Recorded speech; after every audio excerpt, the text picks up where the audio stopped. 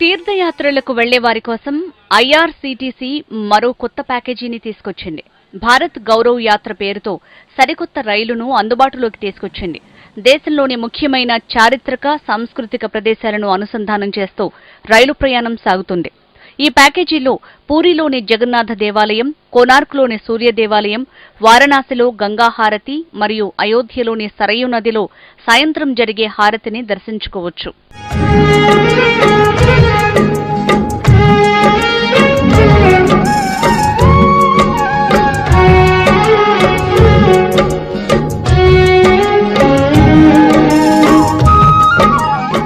భారత్ గౌరవ్ యాత్ర పేరుతో రైల్వే శాఖ తీసుకొచ్చిన ఈ స్పెషల్ ట్రైన్లో మొత్తం 3 కేటగిరీలుగా ప్యాకేజీని విభజించారు.